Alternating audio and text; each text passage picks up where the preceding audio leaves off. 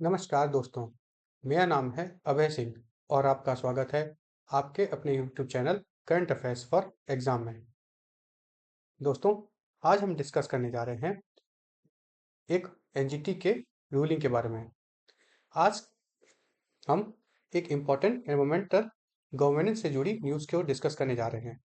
National green tribunal यानी NGT ने दहसान river से जुड़ी सैंड माइनिंग अपील को हाल ही में डिसमिस कर दिया है। यह सिर्फ एक रूटीन लीगल न्यूज़ नहीं है, बल्कि यूपीएससी प्रीलिम, मेन और इंटरव्यू तीनों के लिए हाई वैल्यू टॉपिक है, क्योंकि इस केस के अंदर environmental clearance, statutory limitation, compliance और रूल ऑफ लॉ सब कुछ एक साथ जुड़ता है। इस न्यूज़ को आज के कॉन्टेक्स्ट में पढ़ना ज़रूरी है। इसलिए भी हो जाता है क्योंकि इंडिया में river sand mining, environmental degradation और ट्यूमिनल वेस्ट एडिस्टिकेशन एक रिकरिंग इशू है।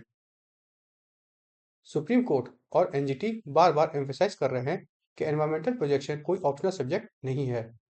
चलिए इस पूरे केस को एक कहानी की तरह लाइन बाय लाइन समझने की कोशिश करते हैं, वो भी डिटेल में।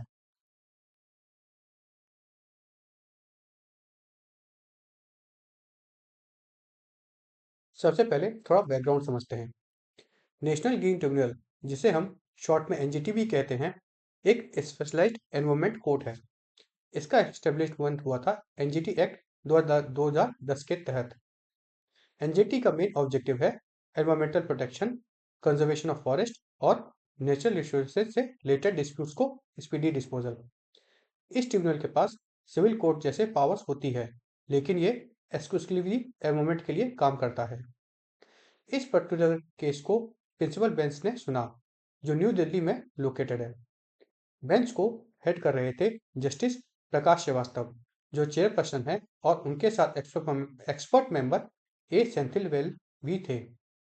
यह combination judicial plus technical expertise का होता है। अब बात करते हैं इस कोर इश्यू पर। एप्लीकेंट या अपेलेट ने एनजीटी के सामने अपील फाइल की कि दहसान रिवर सैंड माइनिंग के एनवायरमेंट क्लियरेंस कैंसिलेशन के खिलाफ, लेकिन ट्रिब्यूनल ने अपील को मेरिट्स पर सुनने से पहले ही डिसमिस कर दिया।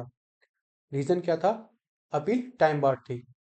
एनजीटी एक्ट 2010 का सेक्शन 16 क्लियरली बताता है कि किसी भी एनवायरमेंटल क्लियरेंस या ऑर्डर के खिलाफ अपील एक फिक्स टाइम लिमिट के अंदर ही फाइल करनी होती है। जनरली ये पीरियड 30 दिन का होता है और मैक्सिमम 60 दिन का एक्सटेंशन दिया जा सकता है, यानी टोटल 90 दिन तक हो सकता है। इसके बाद एनजीटी के पास डिले कॉन्डोन करने का पावर नहीं होता। इस केस में अपील 178 दिन बाद फाइल हुई थी, मतलब स्टैच्यूटरी लिमिट के काफी ज्यादा डिले बाद। ट्रिब्यूनल ने यह क्लियरली कहा कि हम सिंपैथी के बेसिस पर लॉ को ओवरराइड नहीं कर सकते। जब पार्लियामेंट ने एक फिक्स टाइम लिमिट प्रिस्क्राइब की है, तो ट्रिब्यूनल उससे आगे नहीं जा सकता। यहाँ थोड़ा रुककर समझना जरूरी है। एनवायरमेंटल क्लियरेंस या ईसी होता क्या है? एनवायरमेंटल क्लियरेंस एक लीगल परमिशन होता है जो किसी प्रोजेक्ट को एनवायरमेंट पर इम्पैक्ट एसेस करने के बाद दी जाती है। Mining project, specially reverse and mining के लिए ईसी मैंडेटरी होती है, अर्थात एनवायरमेंटल क्लियरेंस मैंडेटरी होता है। यह clearance state environment impact assessment authority यानी सहिया गारंटी करती है। इस केस में UP state environment impact assessment authority involve थी, क्योंकि प्रोजेक्ट उत्तर प्रदेश में लोकेटेड था। ईसी के साथ बहुत सारी कंडीशन अटैच होती हैं, जैसे depth of mining, quantity limits, river flow maintenance, replacement studies और इकोलॉजिकल सेफगार्ड्स। इस केस में एनवायरमेंट क्लियरेंस पहले ग्रांट की गई थी नवंबर 18, 2022 को, लेकिन बाद में सीरियस कंप्लेंट और इंस्पेक्शन के बाद एक जॉइंट कमेटी बनाई गई।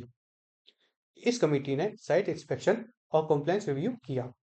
कमेटी की रिपोर्ट में यह कंक्लूड किया गया कि माइनिंग प्रोजेक्ट में ग्रॉस नॉन कंप्लायंस हो रही है, मतलब इसी कंडीशन का सीवियर वायलेशन हो रहा था। इसके बाद यूपी के सीआर ने दिसंबर 22, 2024 को एमेंडमेंट क्लियरेंस कैंसिल कर दी। कैंसिलेशन का रीजन था रिवर इकोलॉजी पर serious threat.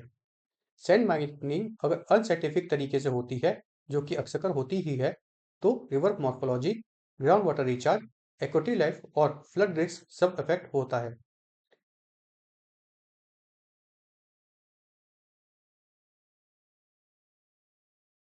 Environmental clearance cancel होने के बाद एबलेट ने एक रेस्टोरेशन प्ली फाइल की। मतलब ये रिक्वेस्ट की गई कैंसल ईसी का को रिस्टोर किया जाए, लेकिन यह प्ली भी रिजेक्ट कर दी गई मई 15, 2025 को।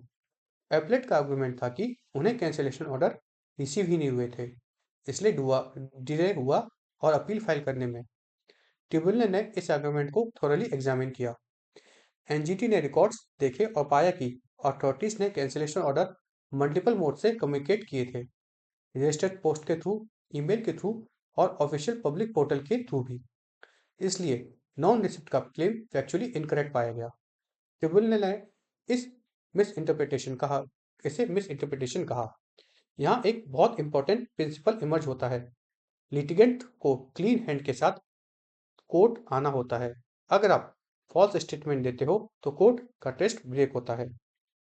ट्रिब्यूनल ने ये होते ट्रिब्यूनल ने ये नोट भी किया कि रजिस्ट्रेशन ऑर्डर के खिलाफ अपील भी टाइम लिमिट के अंदर फाइल नहीं की गई। और सबसे इंपॉर्टेंट बात, एपेलेट ने डिले कंडोनेशन की प्रॉपर एप्लीकेशन फाइल नहीं की है। एनजीटी ने क्लियरली कहा कि लिमिटेशन कोई टेक्निकल नहीं होती, यह लीगल सर्टेनिटी और फाइनलिटी के लिए होती है। एनवायरमेंटल मैटर्स में डिले का मतलब होता है ongoing damage to nature. Darshan river एक ट्रिब्यूटरी है बेटवा का बेटवा रिवर की। सैंड माइनिंग रिवर के लिए एक सेंसिटिव इशू है। अनरेगुलेटेड सैंड माइनिंग से रिवर बेड डीप हो जाता है, बैंक अनस्टेबल हो जाते हैं और ग्राउंड वाटर टेबल नीचे चला जाता है। इसलिए सुप्रीम कोर्ट एनजीटी दोनों ने रिवर सैंड माइनिंग के लिए स्ट्रिक्ट गाइडलाइंस इशू की हैं, जैसे replacement study, cluster mining restriction और मॉनिटरिंग मैकेनिज्म। यह केस यूपीएससी जीएस पेपर 3 के लिए डायरेक्टली रेलेवेंट है एनवायरमेंट और गवर्नेंस सेक्शन में। आप यहाँ लिख सकते हो role of NGT in environmental protection, importance of statutory timelines, challenges in regulating sand mining और फेडरल एनवायरमेंटल गाइडेंस।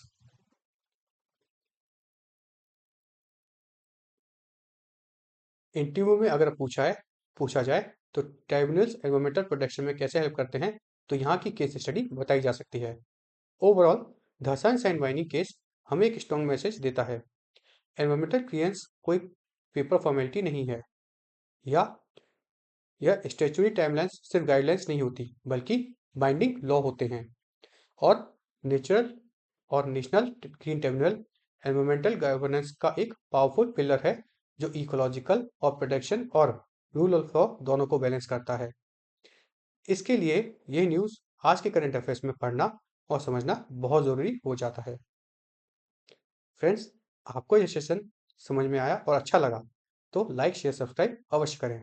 धन्यवाद। जय हिंद, जय भारत।